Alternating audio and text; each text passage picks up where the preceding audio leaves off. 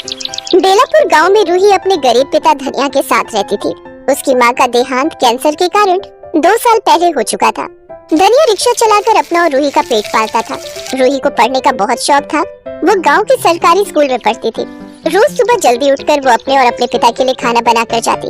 उस रोज भी रूही खाना बनाकर स्कूल पहुंची, जहां क्लास टीचर ने सब बच्चों से कहा, आज सभी बच्चों के नाखून चेक होंगे। मैं सबके डेस्क के पास आकर तुम सबके नाखून चेक करूंगी। सभी अपने हाथ आगे करो। टीचर ने एक एक करके सब बच्चों के नाखून चेक किए। सबके नाखून चेक करने के बाद टीचर रूही के पास पहुंची। रूही, तुम्हारे नाखून तो बहुत बड़े हैं। मैडम, लेकिन मैंने तो आज सुबह ही अपने नाखून काटे थे, फिर मुझे नहीं पता ये इतनी जल्दी कैसे बड़े हो गए। रूही, झूठ बोलते हुए तुम्हें शर्म नहीं आती? अगर तुमने नाखून काटे होते तो आज ये इतने बड़े कैसे हो जाते? जाओ, तुम अभी क्लास के बाहर हाथ ऊपर करके खड़ी हो जाओ। रूही बाहर जाकर धूप में हाथ ऊपर करके खड़ी हो गई, लेकिन तेज धूप और गर्मी के कारण रूही को चक्कर आ गया और वो बेहोश हो गई। टीचर उसे अस्पताल लेकर गई। देखिए, धूप में रहने के कारण इसे लू लग गई है। ये कुछ दवाइयाँ हैं, इसे समय पर दे दीजिएगा। दवाइयाँ दिलाकर टीचर ने रूही को अपने घर भेज दिया। साथ ही कहा कि कल से अपने नाखून काट कर आए। अगले दिन सवेरे रूही ने फिर अपने नाखून काटे और स्कूल चली गई। मैडम, आज मैं नाखून काट कर आई हूँ। अच्छा, दिखाओ मुझे। लेकिन रूही ने जैसे ही अपने नाखून दिखाए तो वो पहले से भी ज्यादा बड़े हुए थे। रूही, तुमने फिर झूठ कहा। ये नाखून तो पहले से भी ज्यादा लंबे हैं। पर मैडम, मैं सच कह रही हूँ, मैंने तो आज ही अपने नाखून काटे थे।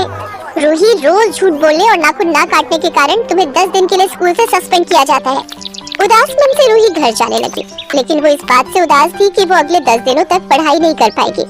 घर जाकर बाबा से क्या कहूँगी? उदास होकर रूही जंगल में नदी किनारे बैठ जाती है और उसके नाखून 1-1 इंच और लंबे हो रहे थे। तभी उसके कानों में एक आवाज पड़ती है। रूही का ध्यान उस ओर जाता है। कोई मुझे बचाओ, मैं डूब रहा हूँ, मुझे तैरना नहीं आता। तैरना तो मैं भी नहीं जानती, मैं तुम्हारी मदद कैसे करूँ? तुम अपने नाखूनों से कहो कि मुझे आगे बढ़कर बचा ले। लेकिन ये कैसे बचाएंगे? तुम्हारे नाखून जादुई हैं, तुम इन्हें जितना लंबा होने को कहोगे ये हो जाएंगे। जल्दी करो। मेरे नाखूनों, जल्दी से लंबे हो जाओ और इस डूबते हुए बंदर को बचा लो। रूही के नाखून एकदम से कई गुना बढ़ गए और पानी के अंदर बंदर तक पहुंच गए, जिन्हें पकड़कर बंदर बाहर आ गया। तुम्हारा बहुत बहुत धन्यवाद, तुमने मेरी जान बचाई। मैंने नहीं, इन नाखूनों ने बचाई। अब जल्दी से बताओ कि तुम्हें कैसे पता मेरे नाखून लंबे हो जाते हैं और ये जादुई है?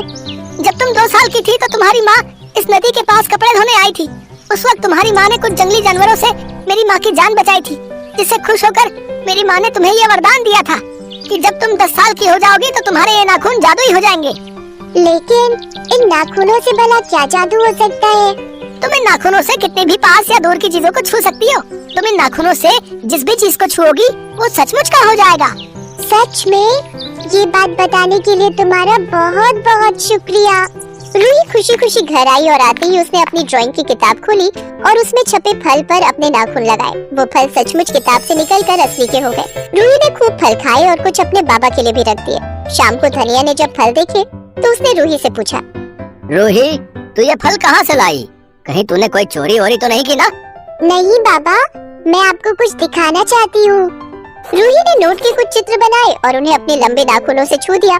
तभी वो रुपए असली बनकर बाहर आ गए। धनिया हैरान रह गया। रूही ने उसे सारी बात बताई। रूही ने धनिया को वो पैसे देते हुए कहा, लो बाबा, अब इन पैसों से घर का राशन और अभी के लिए खाना ले आओ। धनिया भागकर ढाबे पर गया और खाना पैक करवाने लगा। क्या बात है धनिया, आज तो सचमुच खरीदने आया है। रोज तो बाहर से ही सूंघ कर चला जाता था। आज मेरे पास बहुत पैसे हैं। आज हम दोनों बाप बेटी भरपेट खाना खाएंगे। खाना खाने के बाद रूही ने पेंसिल से डबल बेड बनाए और उन्हें अपने नाखूनों से छू दिया। तभी उनके सामने डबल बेड प्रकट हो गया। अगले दिन रूही ने अपने नाखूनों से फिर नोट बनाए और धनिया को दिए।